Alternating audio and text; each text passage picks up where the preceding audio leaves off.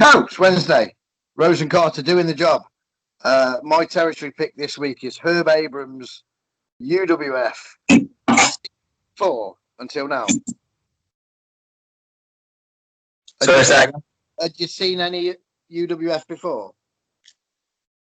Not only that show that we watched. That oh no, what was it that we watched last time?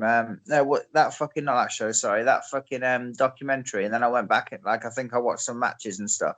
You know the but I haven't to be honest. I'd never even heard of them until it wasn't that long ago. You know, I'd actually heard of them for the first time.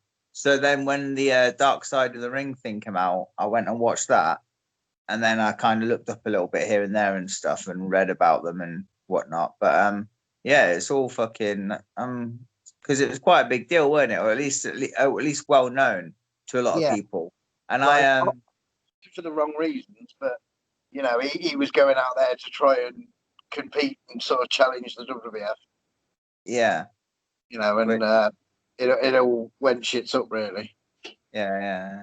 The first I remember of it was as a young'un, sort of maybe 15, Pro Wrestling Illustrated magazine and those kind of things. Right, okay. But when UWF did the pay-per-view, Beach Brawl, they had a big advert on the back of the magazine with like a cartoon of two fucking wrestlers sort of rolling around and then a ring on a beach. And it was kind of, I don't know if it was advertising the pay-per-view or the video or, you know, something to do with that. But the list of names on it, and you know, fucking Bruno and David Sammartino and Dr. Death and Bambam and all this, Brian Blair and blah blah blah. All the people on the list I'd known or heard of or seen. Yeah. But you know, it wasn't the NWA or the WWF or WCW or WWF. So that it was intriguing because I didn't know a great deal about the ins and outs of fucking independent wrestling sort of thing at that point. But yeah, that was the first I remember of it, was seeing the Beach Brawl poster. But I didn't really see it until, I tell you, the first time I saw it was the Beach Brawl show. Because when I ordered the Heroes of Wrestling pay-per-view on video, it was like they could put it on long play and add another show to it for not a lot of money more. And I remember the Beach Brawl poster, and I thought, oh, fuck me, I'll have that as well. But that was 5 or 6 years after that, because it was Heroes of Wrestling, 98, 99, 98, maybe.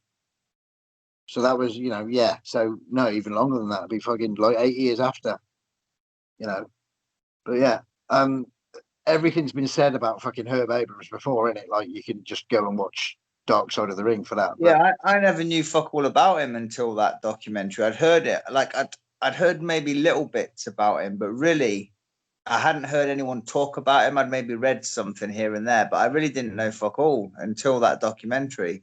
I was like, fuck it out. So then it kind of intrigued me a bit, I didn't know anything about his life. I knew about the UWF, but nothing about Herb Abrams, and his crazy addictions. So yeah, the documentary I thought was fucking brilliant. The UWF ran from 1990 to 1996, which is longer than I thought. Longer than I thought as well. Because their TV was only end of 1991-ish. The pay-per-view was 91. And I've seen this Blackjack Brawl, another super show that they did, which was 94. But that was, several years after the TV. But yeah, it was started to sort of challenge the WWF, which was, they had no fucking hope, let's be fair. No, they didn't. What did he do before he got into wrestling then, Herb Abrams? No idea. But it says on Wikipedia that he had no wrestling experience at all. He must have just been a super fan with a few quid in his pocket. But he was given, even before they started running shows, right? This is what Wikipedia tells me. They were given $1 million by Sports Channel America to develop a weekly TV show. Right, okay. So he must have had fucking hell of a blag to go into Sports Channel America offices and say, right, I've got this idea for a wrestling show. And they go, oh, there you go, here's £1 million, do what you want. Yeah, especially as an unknown as well, somebody that they didn't fucking know. It was clearly just full of promises of, he did bring the names in, admittedly. But even then, were Dr. Death and Bam Bam were the main event of the pay-per-view. They're both great, but are they main event of a pay-per-view? Great. Not for me. I think some people would see them as, but like probably a minority. Like It's fan, I'd have thought. you what? Sorry, More the Japanese kind of wrestling fan. I'd have thought so. Yeah. I mean, they have like there's certain areas, don't they, where they're fucking huge stars in, but on a massive scale, yeah, I wouldn't have put, not as my main. I'd have them on there, but not as, yeah, I agree, like not the main match. I just thought it must have been hell of a black to get $1 million out of a TV company for a show that isn't even they're not even running shows yet. Yeah. That way, mad. It was a short-lived success, apparently, because of Herb Abrams basically, I don't know how he managed to fucking blow. This is $1 million in 1990 as well, right? Which is probably fucking 2.5 by today's standards, isn't it? Yeah. But he managed to blow it somehow. He got heat with the New York Athletic State Commission because of checks bouncing and shit. Honky Tonk Man had something to do with that. So basically, the TV ran out. He ran out of footage for the TV.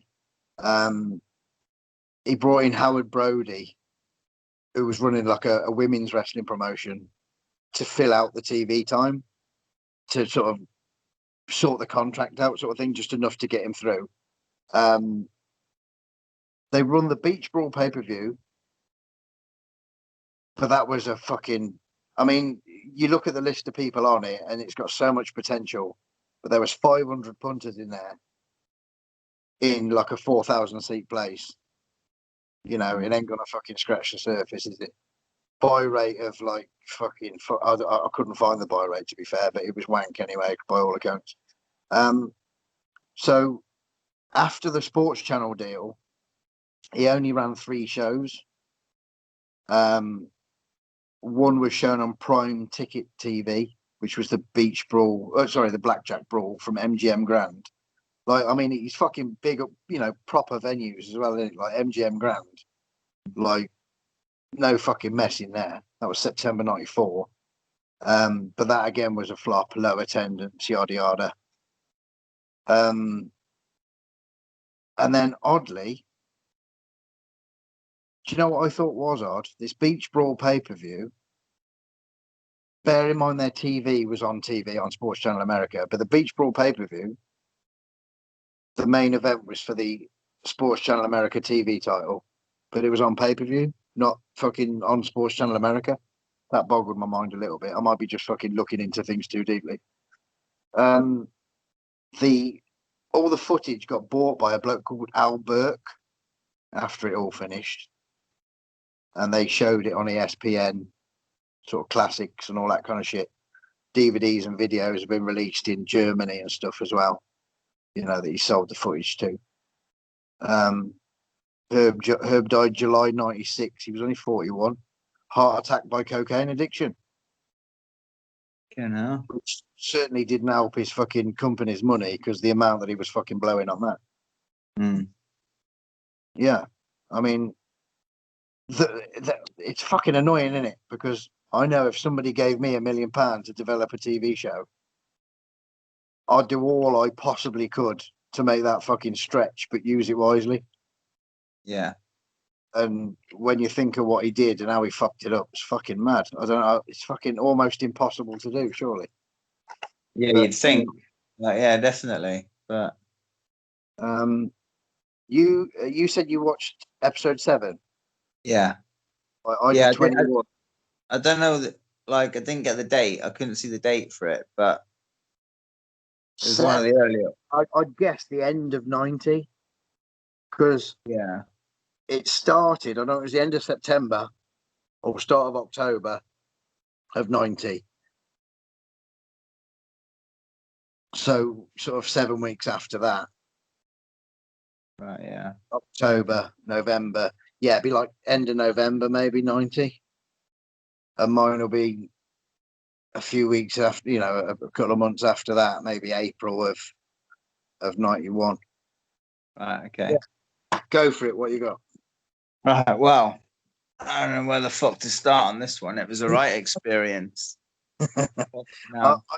There was some fucking baffling things I saw. Some good stuff, really fucking good stuff, and some shit that made me go, "What? Did that actually happen?" There were some big fucking stars on this one, like some real good names on it. Like, but I'll start from the beginning. We briefly mentioned it yesterday when I spoke to you, but this was baffling me, like the way it started. So yeah, it's episode 7. So they go they go to the previous show. I guess it was the show before this one, I'm guessing. So maybe episode 6. I assume, I don't know. Yeah. However, so anyway, we got Colonel De Beers in the ring, like talking shit as the heel as he is. And then like I couldn't believe what I was watching, because you couldn't say this shit ever in the history of wrestling. It's like even in 91 or whatever year it was. So the referee's a black chap. I can't remember his name. Someone Samson, maybe? Right, okay. Yeah. Colonel De Beers gets on the mic and basically says, in front of everyone, I wasn't even drinking, so I know what I was seeing. And it was like fucking, he says he's not happy with a black chap, like a black guy refereeing his match. So literally gets the referee to leave. And I'm like, right, okay. And then fucking Billy Jack Haynes, who's meant to be his opponent, comes out and gets the referee to come back out, and it didn't happen or whatever. I think he did come back out, but Colonel De Beers still didn't wrestle or whatever, and the match never happened. But the match is the main event of this episode that I'm like watching, like, you know, that I've watched. So the match did happen at the end, but it was really fucking bizarre to me, because I think it was weird, because obviously like wrestling has always had that kind of fucking racial kind of thing. You know what I mean? There's always the Russian against the American, Yeah, fucking or the Japanese. Nikolai or Iron Sheik or fucking, something Yeah, like that.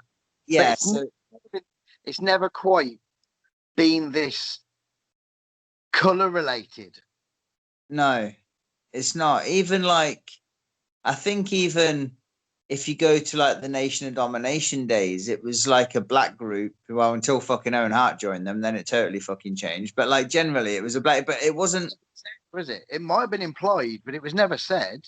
No, that's what I'm saying. It was never fucking that blatant. Like, even though you could kind of sense the meaning behind it or whatever the case, but this was just so blatant, and it was like, it was weird, because I was trying to watch it, like trying to put myself in the position of like like a fan watching it, and I wouldn't feel like, it felt like, there's different kinds of heat, and to me it was like, it was kind of weird. I wouldn't feel comfortable being in the crowd. Like if I was watching it as a fan, I don't even know if I'd boo Colonel De Beers as a heel, or I'd just fucking boo the actual product I was watching, because to me it wasn't like, it made me feel a bit odd, like watching it. For me, it'll be booing De Beers because clearly he's a dickhead. But bear in mind, I'm not booing Ed Wazowski. I'm booing Colonel De Beers because the character that he's. Colonel De Beers is a fucking great wrestler. Yeah. But I would be booing De Beers because clearly he's a dickhead, because I'm watching it from a fan's point of view. But also booing the product, because who's allowing this shit to happen? Why is no promoter, commissioner, fucking something saying, look, you're just gonna have to go because this is racial abuse in the workplace? Yeah, like, I know what you're saying. But like, there's someone clearly writing it. Like, I'm sure he didn't come up with that shit himself. There'd be someone in the back or whatever saying whatever. Like, because if he did come up with it himself, it's it's just the wrong kind of heat for me. Like, I'm not condoning it, but if that was insisted, it was done, that story, surely there's a better way of going about it. There's got to be. I don't know if there was any like, because it was a brick through the window, subtle, not slight in any way. It was so blatant. That's it. It was literally like right there, and I'm thinking like, I'd never like seen stuff like that before, like ever in wrestling. I don't recall ever seeing it where the heel blatantly comes out and like, generally like I've seen shit from like foreign like foreign like wrestlers, like we were saying, like Indians and stuff come out and they're fucking slating America and whatever the case may be. But it's like it just felt weird to me. Like, like I say, as a fan, I'd have probably felt a bit uncomfortable. I think if I was in the crowd watching it, I Yeah. wouldn't really know how to react to it. So yeah, it was just like I say, totally weird to me. Like, it was the first thing I seen as well. Like, last week, this what happened. You know what I mean? It's like, wow, this is gonna be interesting, isn't it? Oh, yeah, don't we? Yeah.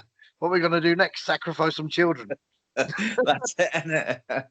Fucking hell, but yeah. Anyway, so that was what they told us about what happened previously, or whatever. Then we go on to the actual this week's show, and the first thing I thought about the show when they were like, coming up on this episode or whatever, we've got this guy, and it will say like he'll come up on screen, and then it'll have his name in that. It felt very like Superstars in WWF. It's like what they used to do, like it'll have like on this week we've got like Tugboat or whatever. There'll be a picture of him, and then like later on it'll be like the main event will be this. It was exactly the same setup, like proper glitzy, like WWF, like 90. That's what it looked like to me. Like that's the impression I got.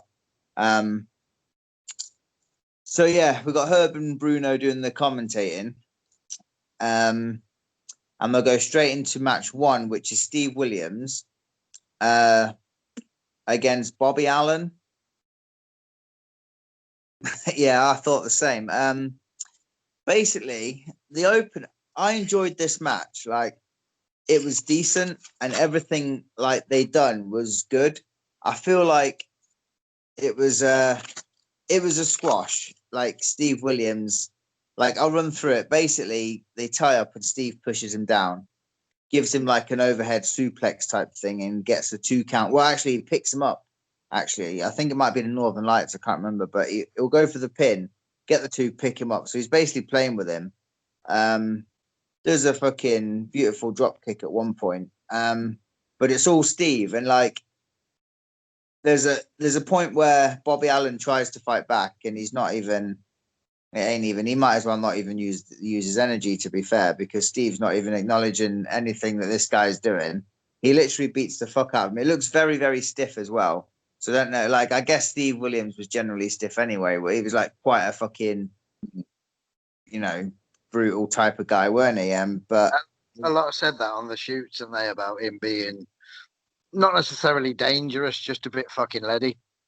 Yeah, you get people like I think Hansen was the same, weren't they? A lot of people say that about him. Like, but yeah, he looked very fucking reckless with a lot of it, and he nails him with a clothesline, gives him another fucking suplex, picks him up again, throws him to the outside, gives him some chops, and his fucking chest was practically caving in there, and then fucking picks him up like for a body slam on the outside, rams him into the post, and slams him on the outside. He's literally beating the fuck out of him, and it's like, so yeah, he slams him on the outside.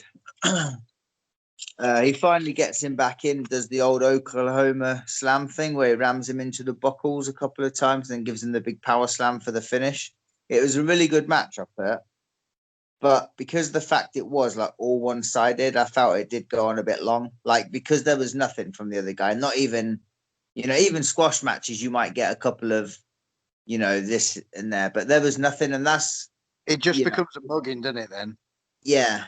And again, it makes you feel uncomfortable because, like, some fucker should stop that now because he's getting the piss beaten out of him. Yeah. And it literally was that, like, getting the fucking piss beaten out of him. He was dead on his feet, like, for a lot of that. And then towards the end, I'm sure he was thanking his fucking lucky stars when he lost, to be fair. But thank fuck that's the 3. But yeah, that was match 1. Then we'll go to match number 2, which was Bob Orton against someone called Steve, but I didn't catch his last name. And it didn't really matter because he got fucking killed as well, to be fair. It was another squash.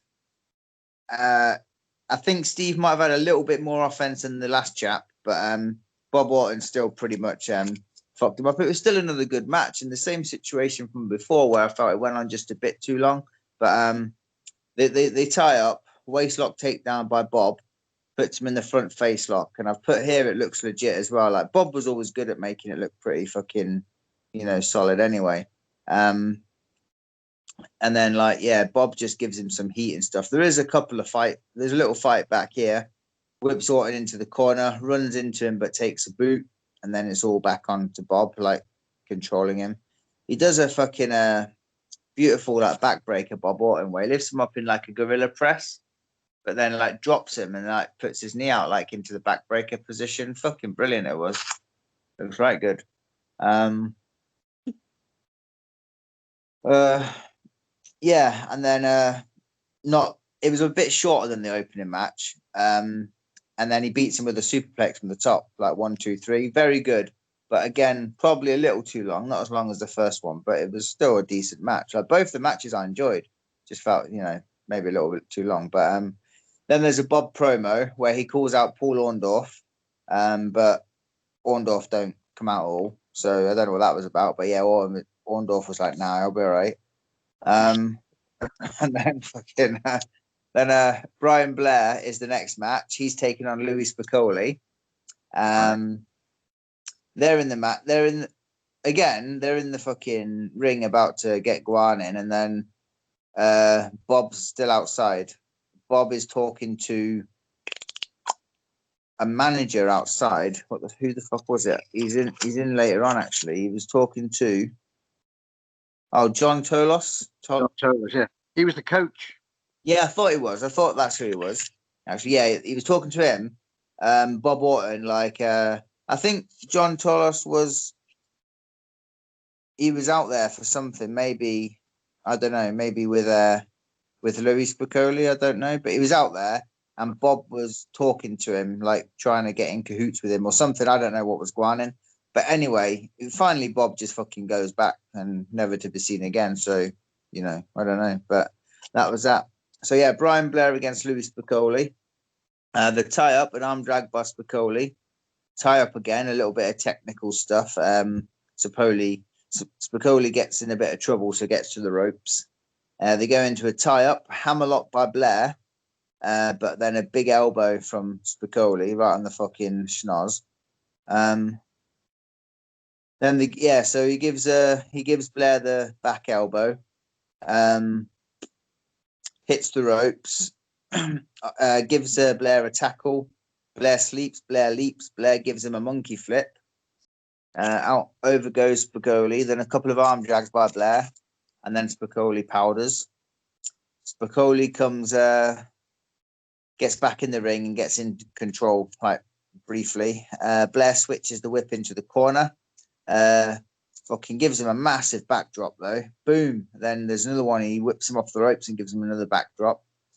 Blair in control now. And then Louis fucking powders again. And then I'm not sure what fucking Guan did, but so fucking Spicoli powders out the ring again. And then just a lot of guys to get in the ring, they're on the apron, they jump over the top rope, just fucking Mr. Perfect and all sorts of people used to do it. Spicoli does it and lands right on his fucking dome. So I don't know if I don't know if it was meant to, if he was meant to do it just to look a cunt in front of the crowd, or he genuinely fucking slipped. But it was pretty funny, to be fair, to watch. Not long after that, fucking Blair gets back in control, hits him with a power slam, and then puts the sharpshooter on him, and Spicoli taps out. I did put it was a decent match actually. It was the first match on the card that was fairly even, or at least more competitive than the other two. Really good, decent match.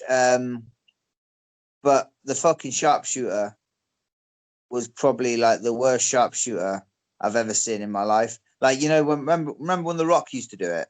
Yeah, that looked a bit fucking shady to me. That finish for Brian Blair, isn't it? You are?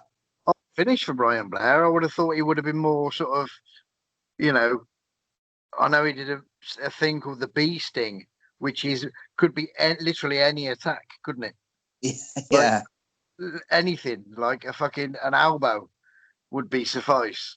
You know, Brian Blair, pretty good drop kick, perfect, right? Especially in that era. But Yeah. it just needs an odd finish. Yeah. But yeah, the sharpshooter was fucking hideous. Like The Rock used to do it and basically grab your fucking ankles rather than your legs. It looked that fucking shady. But yeah, that was fucking terrible sharpshooter, but a pretty decent match to be fair. I enjoyed it. And then we go into Captain Lou's corner with Lou Albano and fucking John Tolos.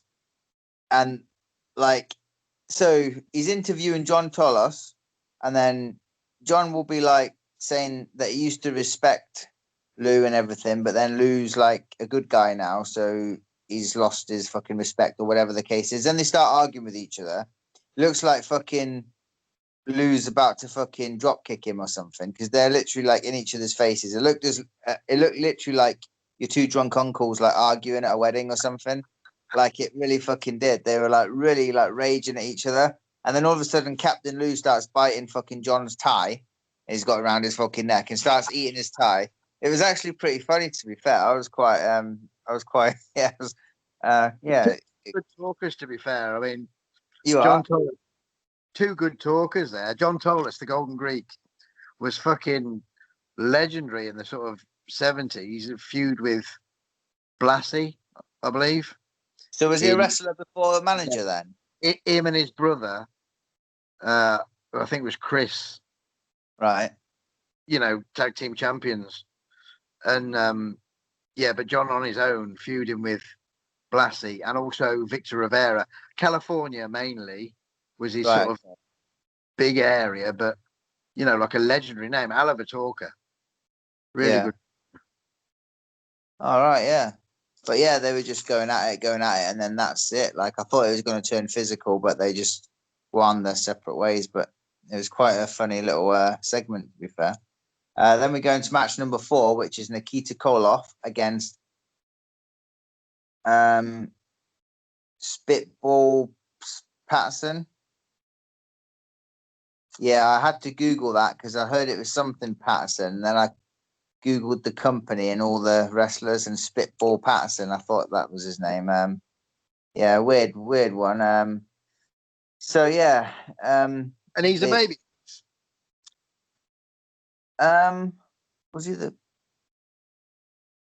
I think. Actually, I can't remember now. Was he the babyface? He might have been. If he was, it's a good wholesome babyface name, and it's Spitball. I'm trying. You know what? I think Nikita might have been the babyface here. Okay. It was during, because it was Nikita's like later days when he had the hair and everything. You know, like it wasn't because he was a face, weren't he? Like eventually, like, yeah. So I think he could have been the face, Nikita. I can't even remember, but so anyway, they tie up fucking corn. Actually, yeah, Koloff I think was the face, because at the early going, Koloff gets him to the ropes and clean break by Koloff, headlock by Nikita, shot off the rope, a big tackle, fucking doing a bit of showboating and stuff. I'm sure he was the face. I can't remember, but headlock by Nikita again. Shot off, reverses the monkey flip, the fucking hip toss, should I say. Oh yeah, he's definitely the face. Yeah, he reverses the hip toss, boom. Then they're like back to stationary, and then there's an eye rake by Spitball. And then Spitball's in control. He's got Nikita in the corner, runs at him, misses a big splash. Nikita's now in control, whips him off, a massive shoulder tackle, kaplow, fucking whips him off again, then the Russian sickle, kaplow, simple, 1, 2, 3, that was it. It was okay, that match. It was a did what needed to be done, that didn't it? You're sorry? Did what needed to be done rather than dragging it out with the first two. Yeah, it did. Considering it was only an hour show, there's fucking like 6 matches. Right. So you know, like I say, the first 2 went on a bit. They were squashes, so they went on a bit, 4 squashes, but they still weren't overly long as far as matches go. But yeah, but that was okay, that match. The next one is match number 5, and it's Paul Orndorff against the Grappler. Right. It would be the Len Denton grappler, would it? You I know, wouldn't. the popular grappler, the famous grappler. Yeah, I don't fucking know. JOB a grappler. Just You throw what? this in a mask. Yeah, Anyone they could find, put in a mask, call him the grappler. it could have been fucking anyone, couldn't it? It could have been me, to be fair. You just don't know. I've But, heard it. so yeah, yeah, the grappler didn't fare too well here, to be fair. So they do a tie up. I rake straight away from the tie up by the grappler, and that is the only offense he has all match. So you know, That's coming. he got it in early, and then Orndorff all on him now. In fact, this looked like from what I was watching, it looked like Orndorff couldn't give a fuck about this guy, so he was probably just like Harry fucking Jones from up the road or something, because he took the eye rake by the grappler, then it's all Orndorff, stiff as fuck up, beating shit out of him, and then he power drives him for the win very quick. But yeah, it was like I seen the way he looked pissed off, Orndorff. Like, you know, when you watch wrestling, you can kind of tell when someone's a bit like pissed off with something that Guan, but there was nothing to Guan to be pissed off about because nothing had fucking happened. But it just looked like he was a bit, you know, like basically, I'm going to do this shit. I'm going to get paid and go home. That basically. Those mouthy boys in the dressing room, very much like the Skyscrapers fucking that match, or the one with Coco in Memphis where he batters that Patriot. That's one of my favorite ones. That one. You never quite know what's happening back there, do you? You are? Yeah, that's it. What's happening in there, do you? That's it. So, yeah. And then here we are. We go into yeah, so we go on to match 6 now, which is the main event. Billy Jack Haynes against Colonel De Beers. So I'm thinking, okay. And that the referee from the previous week, the black guy, is going to be the referee here. That was like the part of the situation. So I'm thinking, all right, what's going to be going on in here? So I stick it fucking, yeah, the main event's on. Colonel De Beers is in the ring, still talking about black people from a week before. So I'm obviously getting that shit, like, you know, going. We go into the match. Now, the main event here, I was quite disappointed with. Like, the show as a whole, I enjoyed, and I definitely watched more, like, you know, of their shows, definitely, without a doubt. The main event I thought was all right, but like, it was just weird. It was like, basically, so we'll start with, he's still telling the referee to leave, and the referee's not going anywhere this time. Billy jumps him, so Billy Jack Haynes is all on him, and Billy looks fucking like right out of shape here.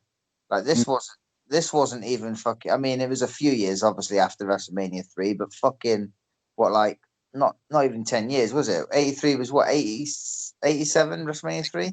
Yeah, it's fucking 2 years, isn't it? 2.5 years. No, 83, 87, 8, 9, 10. Yeah, 3.5 years. 3-4 years, yeah.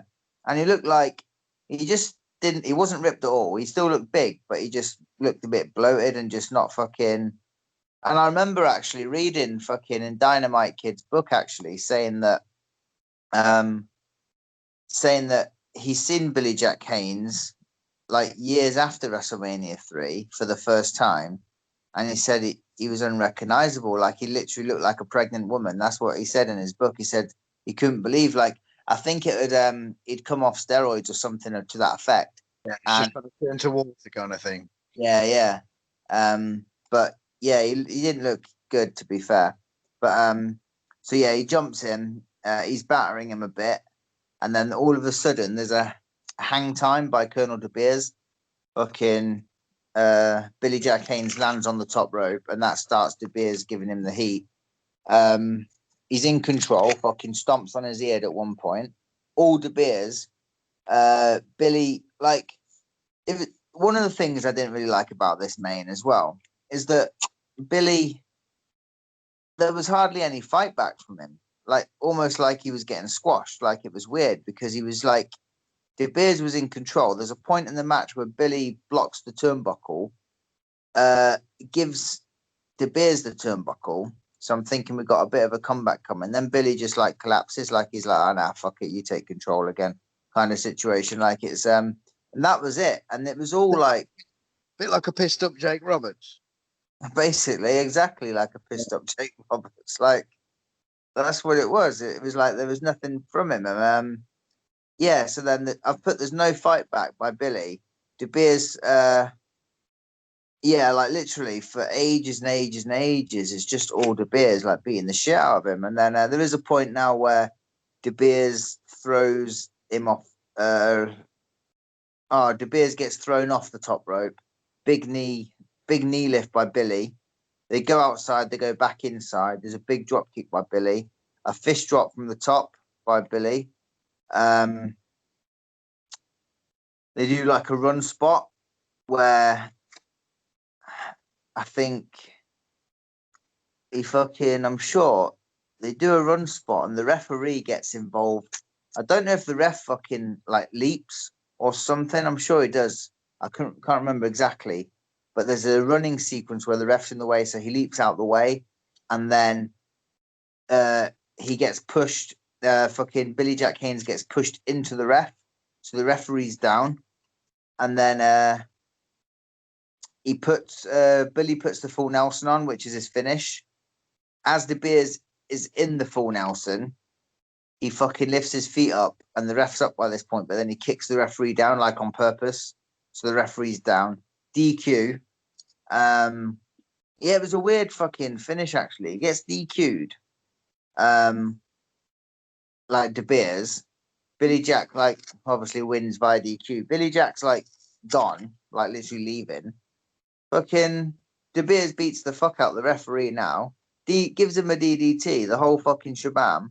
And Billy's just fucked off and he's like, that's it. It's like, well, can't be asked with this. And he's gone. And they're literally like the ending of the show is getting the fucking shit kicked out of him, the ref, like, and that's it. But I thought like the DQ finish was odd as fuck as well, because I thought the whole match seems pointless. Yeah, especially from like the build with the fucking racism from the week before. You do it this week and nothing's been settled, is it? No, surely you should end it. I mean, I would have fucking done it like, just fucking have the fucking ref and Billy Jack Haynes standing tall at the end of the fucking, you know what I mean? Like the fucking heroes prevail, the fucking racist lost, he's fucked off, and you've got Haynes and the fucking black referee in there, like fucking, or something like that, because they built it from the week before. So, I mean, I don't know what week 8's like. Maybe they're carrying it on, but who knows? I mean, but yeah, there was nothing to carry it on there without Haynes getting something. Yeah, he didn't even come back and make the save. It's almost like Haynes wasn't involved in the fucking anything after the bloody thing where he ran in the ref. Yeah. So, like, I mean, in my head, I'm thinking, could the ref have disqualified Haynes for being ran into him, claiming it was fucking him doing it? But why are you doing that? Because you're a babyface, should be against the villain. But he's a legit ref. He has to call it properly. That leads to another one. I don't know. Fuck knows. I don't know. Fuck knows. It was a really weird main. Like totally disappointing from the main. Yeah, it was a poor match. Like I say, Billy hardly had fuck all till like towards the end. Like not even a shine, really. Very very little shine at the start, and it was odd to me. The show as a whole, fucking full of like, I won't say full of, well, I guess they were fucking big stars in the day, to be fair. Some of them, like Bob Orton, Orndorff, and that, they were like big stars. So yeah, they had some stars, definitely like star power there. But it was kind of, if I was to rate the show, I don't really do stars because, I don't like to, but like I'd give it like a fucking, out of 5, I'd give it like a 3. Like, like overall, 2.5, 3. It wasn't fucking shit by any stretch. But can you? Can't grumble at that. No, it was all right. I enjoyed it as a whole. There were certain bits I thought were a bit fucking weird and that, but generally, yeah. So I don't know whether he had a booker or, because I know Brian Blair was involved in booking some people, but was he involved in the booking? Or what? I'm not sure what the origins of the the office are. Be interesting to know, though, wouldn't it? Yeah, it would actually. Yeah, so mine's 21, so this is a couple of months after yours. The the music package thing at the start, the sort of introduction to the show was like it was the UWF logo with some very shitty black and white pictures coming up and some sort of slow music. And I thought, fuck me, this is dull. And then it all kicks in and then the action starts like the action shot. So it got better. And then this is from New York. So the first fucking 3 minutes of the show was fucking overhead shots of New York City and, pictures of the streets and the fucking river and all that bollocks. And I was, this isn't what I tuned in for. But that fucking, I'm 4 minutes in now. And then there's the Fury Hour logo and then more pictures in New York. Like they're probably plugging the fact they're in New York. But I think that's almost like a WWF dig, isn't it? I think so, yeah. Your town, look, we're making a fucking big deal of this. Even show MSG like in one of the pictures. They go to the host Bruno Sammartino and Craig DeGeorge, who talk about the main event tonight, which is Cactus Jack and Bob Orton versus Wet and Wild.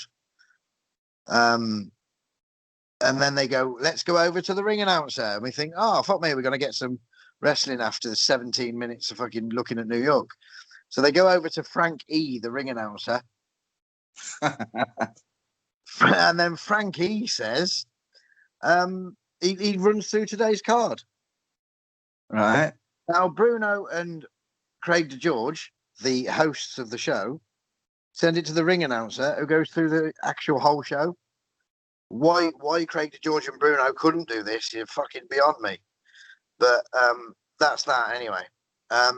Then they go to a little video package, plug in two shows they got in Florida coming up, and then an advert for the UWF hotline, and then some actual adverts on the TV show. Some fucking, normal fucking TV adverts. So we come back from the adverts for match one. Finally, some actual wrestling. Chris Michaels, who I've only seen on these UWF shows, army pants and American flag, kind of Mohican mullet kind of thing going on, against Captain Blood, who was a man in a mask, like quite well built fella in a mask, but he's got Venom written on his mask. Why is his name Captain Blood and not fucking Venom? I don't know. But he was quite good actually. I googled who it is, and his name's Mike something. He did like WWF Challenge and those kind of things, WWF TV as well, without the mask on. But no, it was all right. Quick start. Michael's atomic drops him, lines him, and then there's a load of arm stuff and bits and bobs. But this Captain Blood's right good. He, doing some good heel stuff once he cuts him off with a hair pull. The finish is Chris Michaels does a sort of Ric Flair flip in the corner on the apron, up the other side, drop kick. That was the finish. It was all right, that. Can't knock either of them, to be fair. And then Herb Abrams does a promo. He's next to the ring and catches Chris Michaels getting out, and he's just a typical babyface promo, saying that he's a native New Yorker and how great it is to be here amongst the greatest fans in the world, yada yada.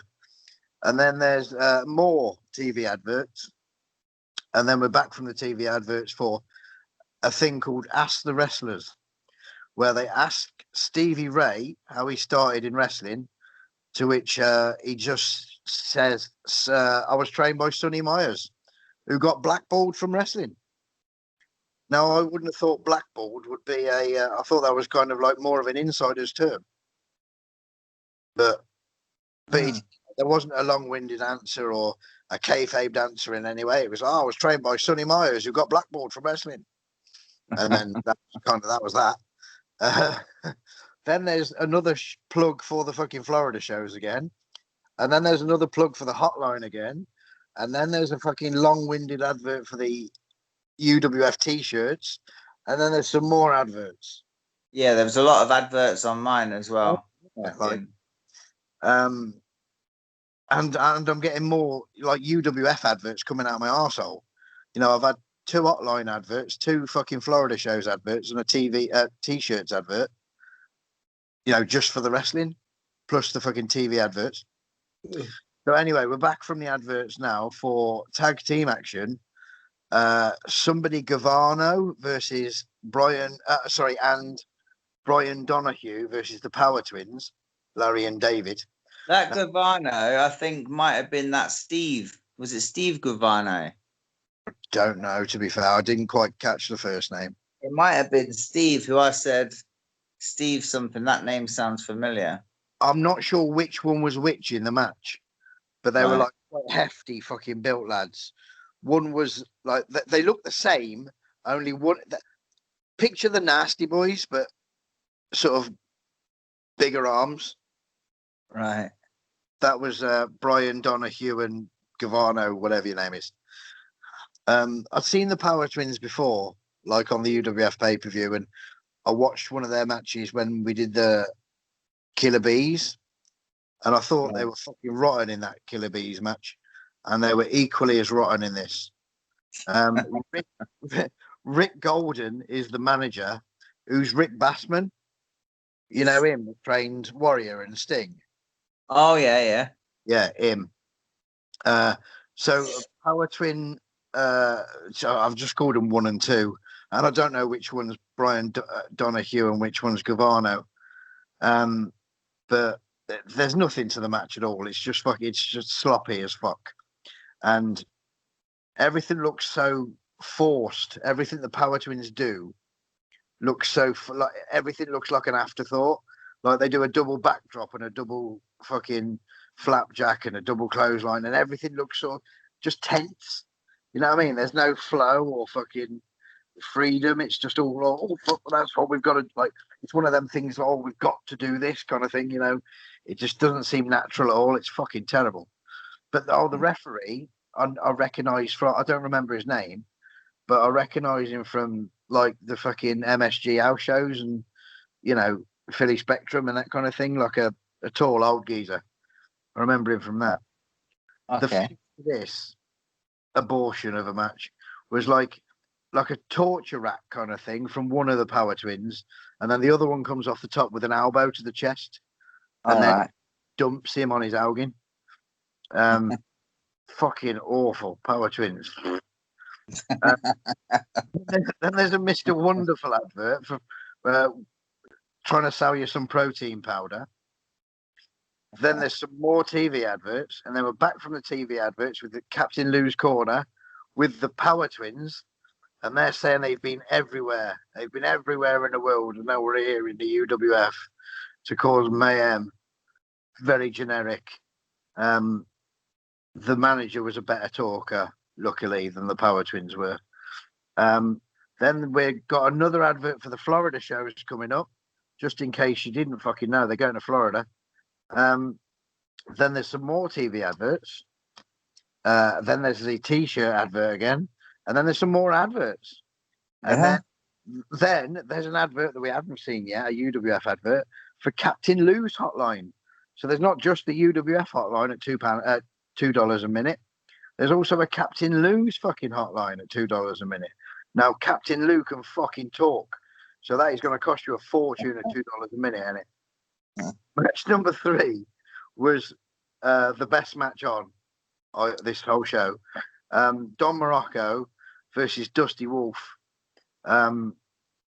Fucking fabulous, this.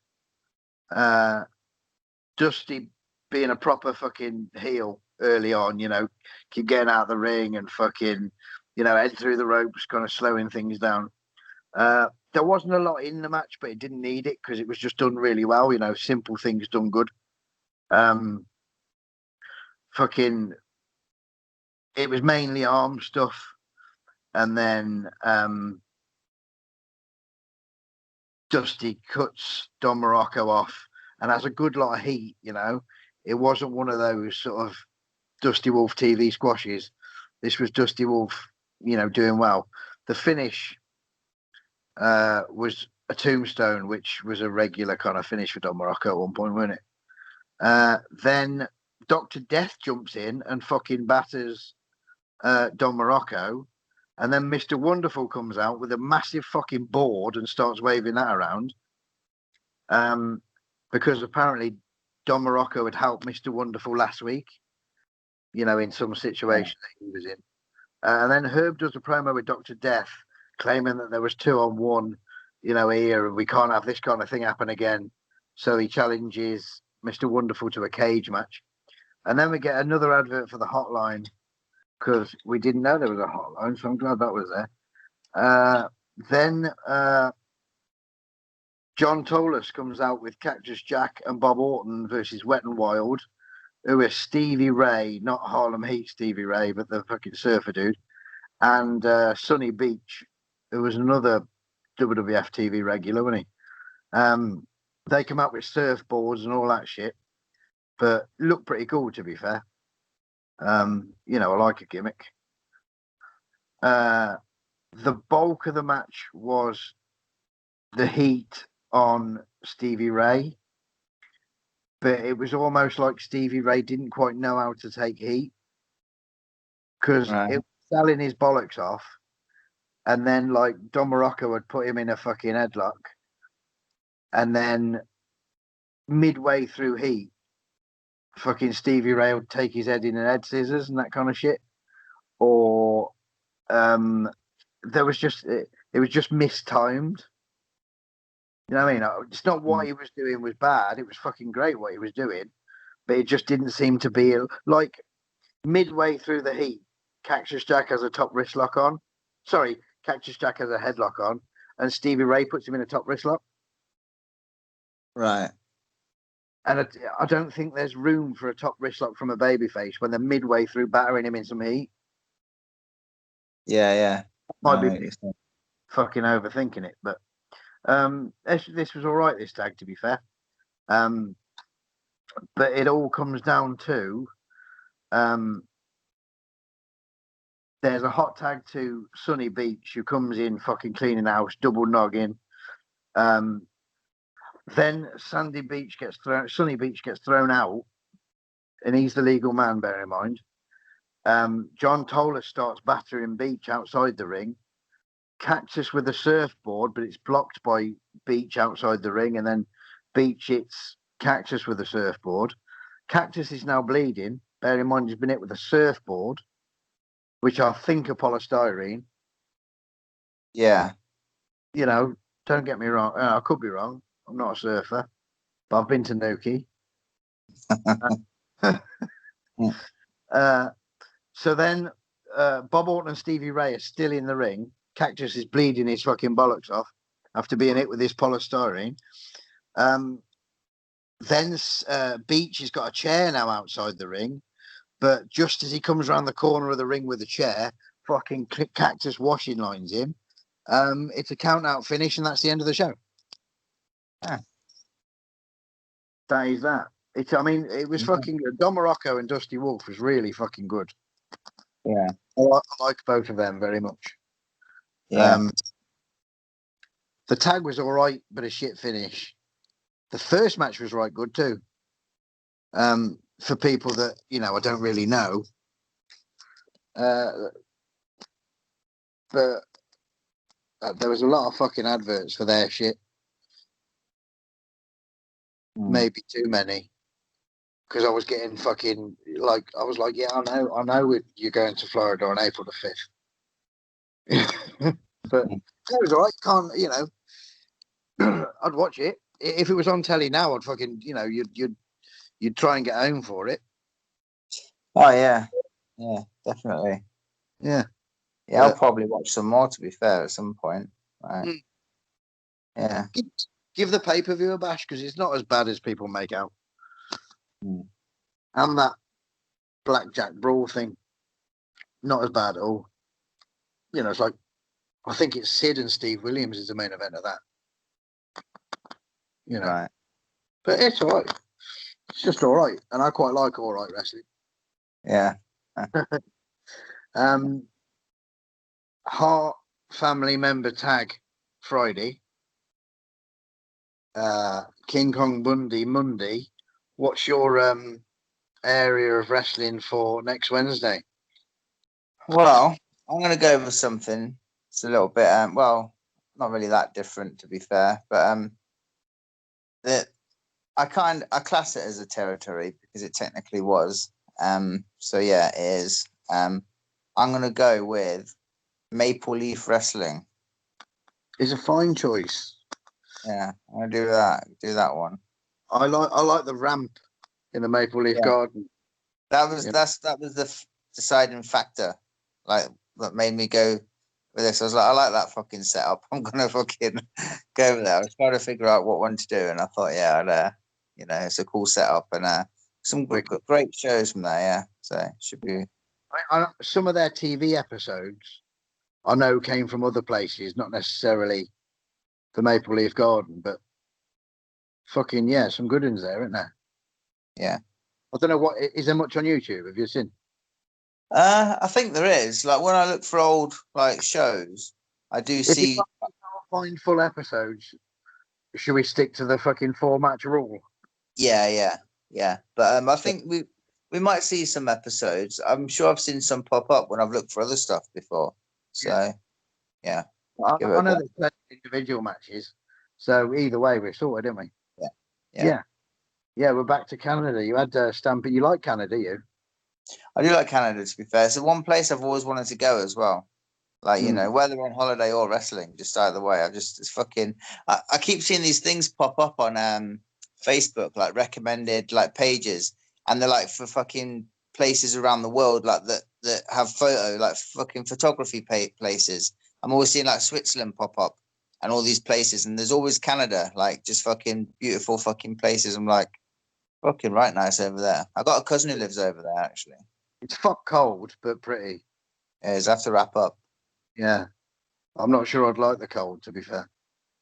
Yeah, well, you know what? A part of me prefers the cold than the heat. Like The too much. older I get, the more I feel the cold.